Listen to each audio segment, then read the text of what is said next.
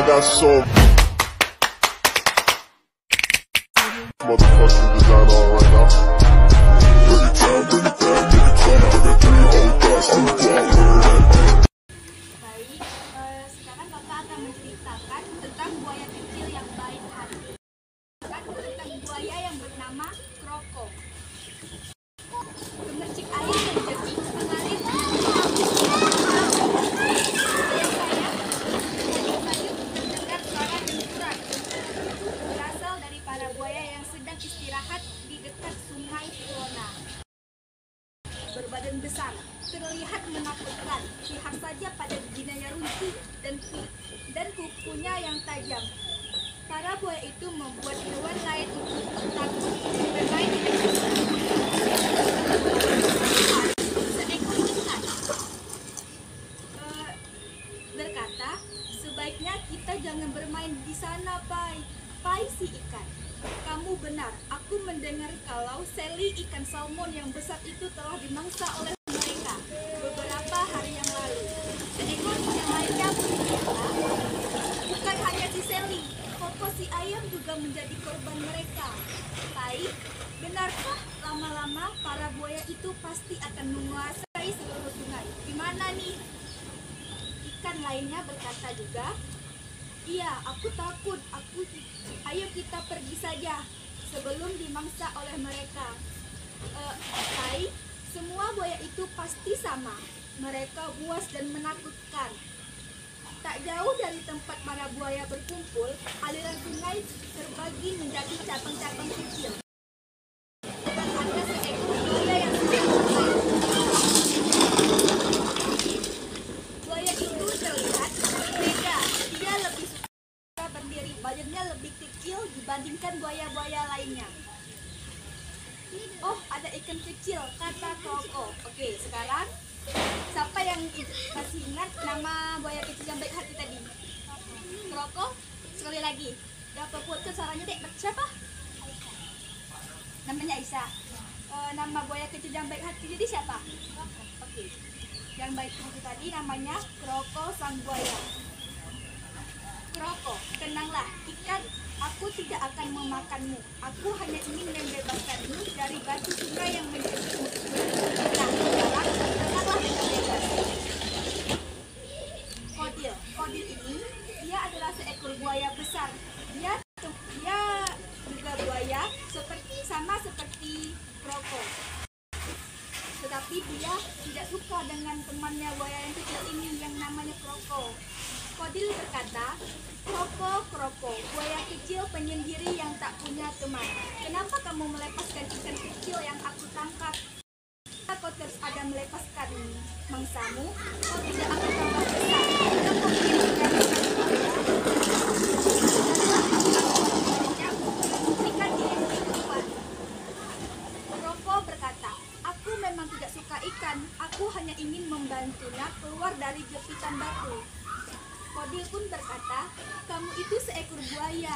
Sudah sepatutnya kamu memangsa hewan yang lain. Jika begini terus, kau tidak akan punya teman. Kroko pun menjawab, aku sudah cukup memakan serangga-serangga kecil saja. Kasihan hewan-hewan lain jika disakiti. Kodil, hahaha, terserah kamu saja. Kamu akan menjadi buaya kecil yang tak punya teman.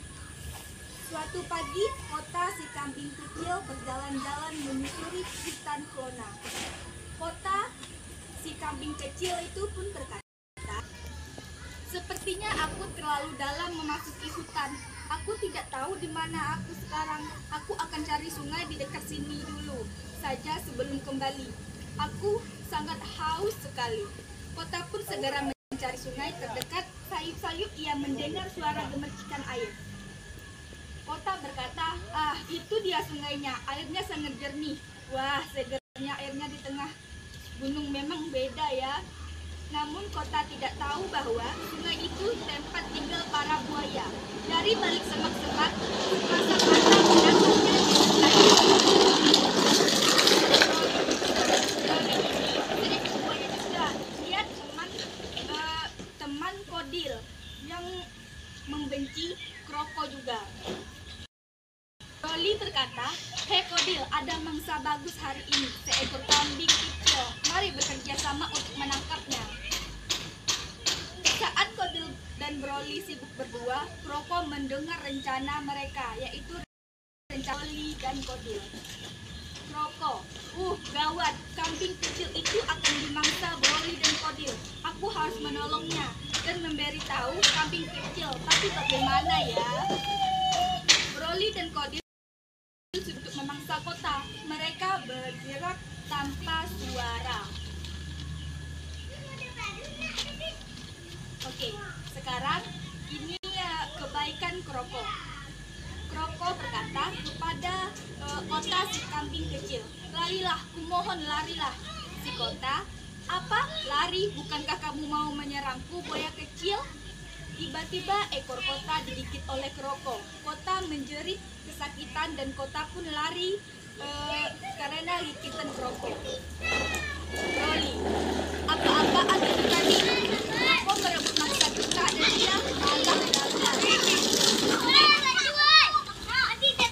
Kroko berkata, ia berhasil lari, selamatlah dia. Kodil berkata, "Apa kamu bilang? Jadi kamu dengan sengaja menggigit ekornya supaya iri?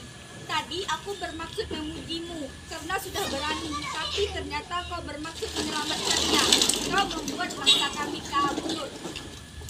Kroko berkata, tunggu dulu teman-teman. Rolly pun, "Tidak ada ampun lagi untukmu. Kamu memang memalukan, dasar buaya lemah." Broly dan Kodil terlanjur marah, mereka berdua pun menghajar Kroko. Kroko berkata, "Tolong maafkan aku teman-teman." Broly, "Kapan kamu akan belajar menjadi buaya sejati?" Kodil pun berkata, "Ayo kita pergi, dia memang tidak bisa diharap." Kroko jawab, "Aku memang payah, aku tidak pantas menjadi buaya." Jangan menangis Kroko, aku lihat apa yang kau lakukan tadi. Kau sungguh berani dan baik hati ternyata. Kroko berkata, "Berani apanya? Aku hanya bisa menakut-nakuti saja." Kelinci. Nah, kelinci ini yang berbicara tadi. Kelinci yang ingin menjadi teman Kroko, si buaya kecil yang baik hati. Namanya kelinci, tapi kamu tadi berhasil menyelamatkan kambing itu. Kamu kan buaya, mengapa kamu malah menyelamatkannya? Kroko menjawab, "Aku tidak tega, kambing itu masih terlalu kecil." Kelinci, "Ternyata tidak semua buaya jahat, ada kamu yang baik hati."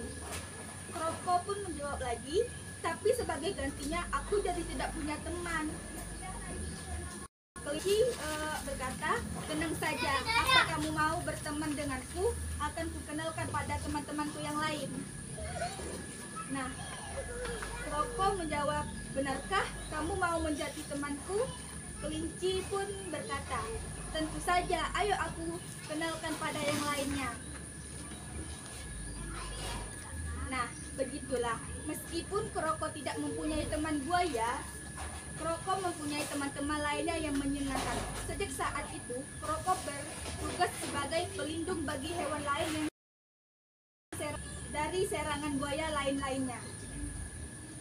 Pesan dari cerita ini adalah, janganlah takut apabila kita telah berbuat benar, meskipun pihak lain membenci kita karena berbuat suatu kebenaran. Oke, dari sini, dari cerita yang kakak sampaikan, apa yang kita dapat dari pesan itu? Kita harus